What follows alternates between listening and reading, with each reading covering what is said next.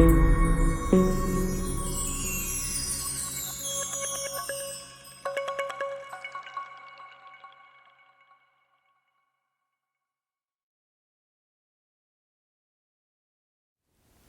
good day, friends. Welcome back to another Truth for Today. I'm Pastor Mike, coming to you from the Lighthouse Baptist Church here in Seagrove, and we hope today's devotional thought finds you doing very well. We're taking our reading today out of the book of Revelation, chapter number 3, and I'm interested in verse number 20. Before we read the verse, I'll kind of give you a little bit of a backstory and bring you up to speed. The Lord here in this particular part of the book of Revelation has had a letter penned to the church of Laodicea. It's a church in a city that it's not doing too well. It's got a lot of issues. As a matter of fact, if you were to really look, I guess, around verse number 17, in that chapter, he says this about them: because thou sayest, I am rich and increase with goods, and have need of nothing, and knowest not that thou art wretched, miserable, poor, blind, and naked. In other words, what they thought they were was in stark contrast to reality of what God told them they were. They were religious but deceived. They were blind to the true state of their condition.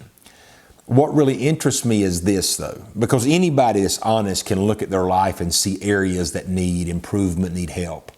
I'm interested, regardless of how bad a shape they were in, to how Christ appealed to them. Listen to the verse number 20. Here's what he said. Behold, I stand at the door and knock. If any man hear my voice and open the door, I will come into him and will sup with him and he with me. That word sup simply is a word that insinuates fellowship.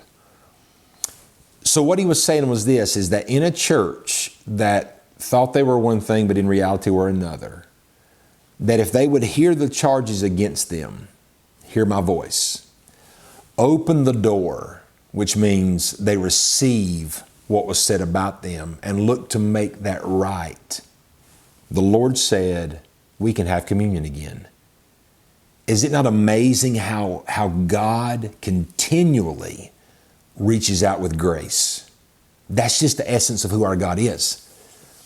He rarely finds us doing as well as we need to do. But when he finds us in a state like this and we deserve to be cast away, what does God do? Reaches out with mercy, reaches out with grace.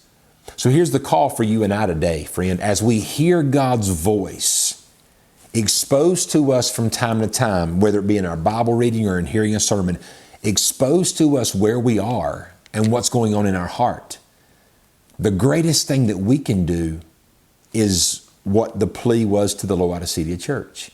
Hear his voice, open our hearts, receive the truth, get right, and have restored fellowship and communion. That's what God wants. And may that be our desire as well. We hope today's devotional thought will lift our spirits, all of our spirits.